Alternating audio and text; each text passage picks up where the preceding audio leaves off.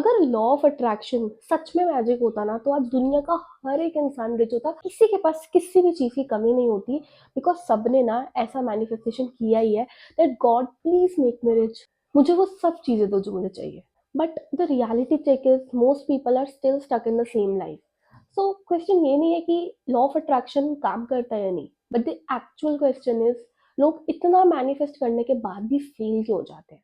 Hi everyone, this is Vanshika and this channel is all about LOA, mindset, business thinking, positive mindset, positive thinking, but without fake motivation.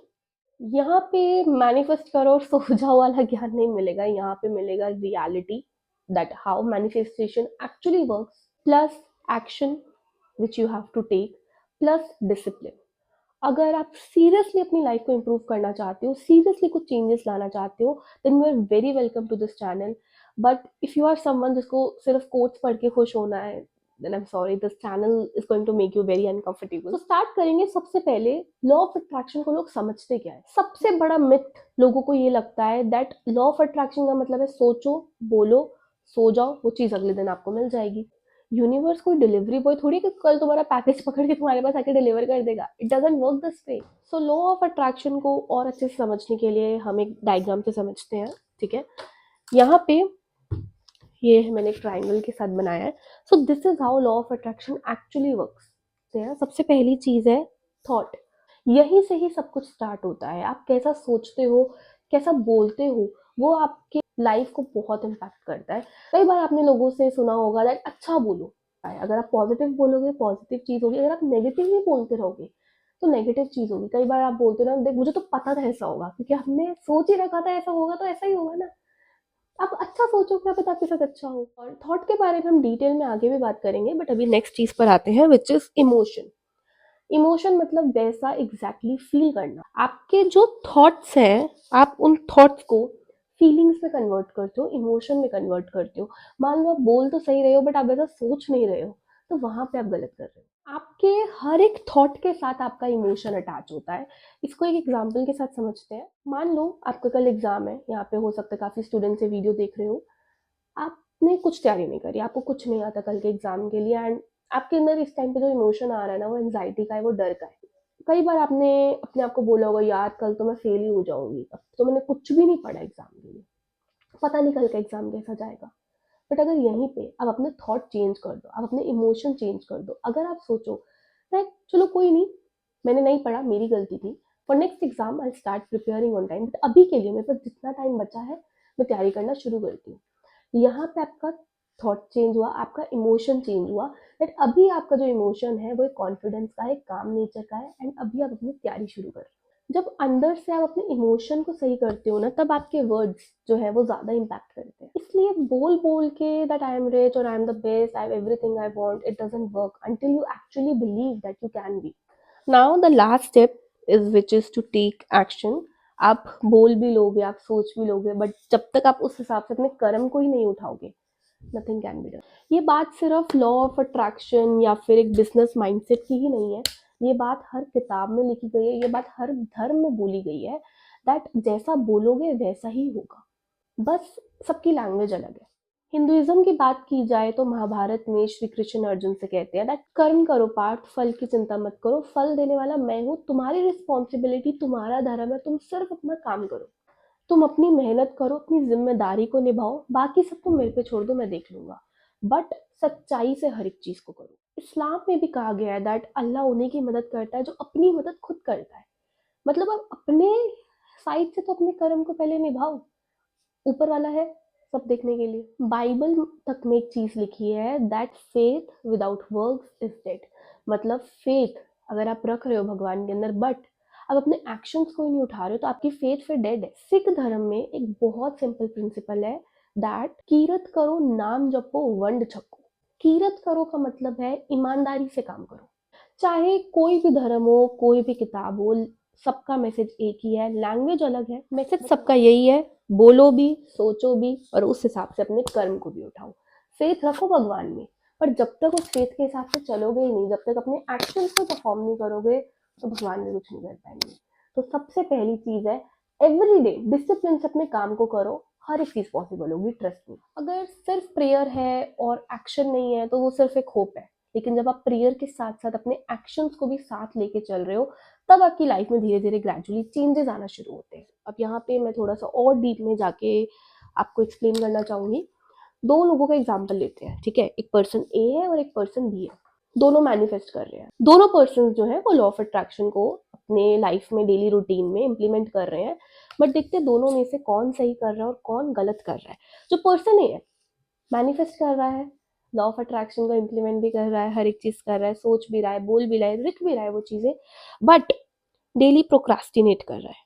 Procrastinate का मतलब है कल पे बात टाली जा रहा है। सुबह उठ रहा है बट यही बोल रहा है कि चलो आज मैं सोच लेता हूँ, आज मैं प्लान कर लेता हूँ, कल से स्टार्ट करूँगा।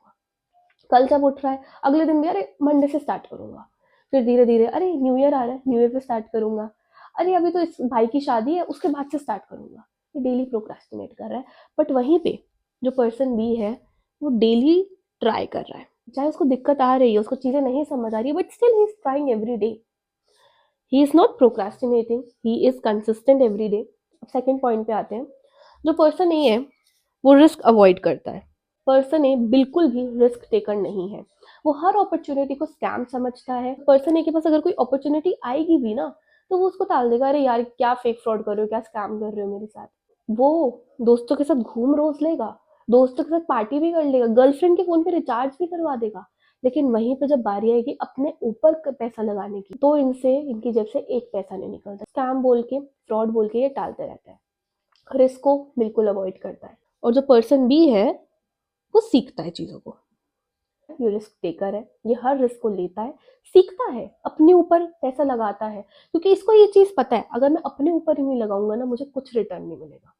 आपके माँ बाप ने 12 साल आपको स्कूल में पढ़ाया, आपके ऊपर 12 साल पैसे लगाए, 4 साल की फिर आपको डिग्री करवाई, उसके बाद आपकी जॉब लगती है, जितने की भी आपकी जॉब लगी, I am not judging, but आपकी जॉब लगती है, राइट। इतने साल आपके माँ बाप आप पे पैसा लगाते हैं और अगर वन टाइम आपको अपने ऊपर पैसा लगाना है तो आप उसको फेक फ्रॉड स्कैम बोल देते हो और बिल्कुल भी रिस्क नहीं लेते। फिर थर्ड पॉइंट, जो पर्सन ए है ये दिन रात बस फोन स्क्रॉल करता रहता है, ये फोन पे रील्स देखता रहता है। दूसरा जो पर्सन है वो फीडबैक लेता है, जो भी वो एक्शन परफॉर्म कर रहा है वो देखता है क्या ये एक्शन सही है मेरे लिए, क्या ये एक्शन मुझे लॉन्ग टर्म में हेल्प करेगा, क्या ये इस एक्शन से मुझे पर्सनली कुछ फायदा होगा।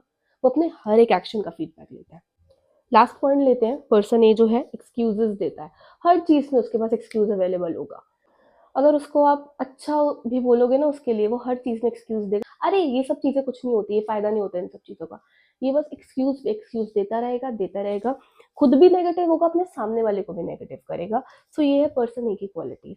वहीं पे जो दूसरा पर्सन है वो अपने आप को डेली इम्प्रूव करेगा, डेली वो चीजें ढूंढेगा कि how he can improve himself, वो डेली वो चीजें ढूंढेगा।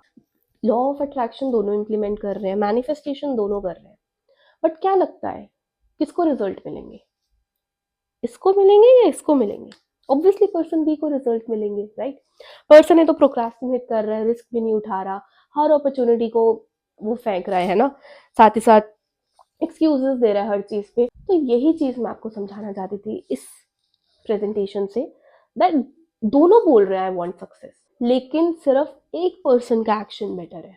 यूनिवर्स पर्सन ने को ये बोलेगा था तुम्हारे एक्शन ही जीरो है तो मैं तुम्हें रिजल्ट भी जीरो ही दूंगा, बट यहाँ पे पर्सन भी रोज ट्राई कर रहा है, रोज लर्न कर रहा है, रोज अपने एक्शंस को इम्प्रूव कर रहा है, फीडबैक ले रहा है, तो यहाँ पे उसको रिजल्ट डेफिनेटली मिलेंगे। अब रिजल्ट भी ना दो तरीकों के होते हैं, एक होता है जैसा आपने सोचा वैसा हो गया, और दूसरा होता है जैसा आपने सोचा वैसा नहीं हुआ।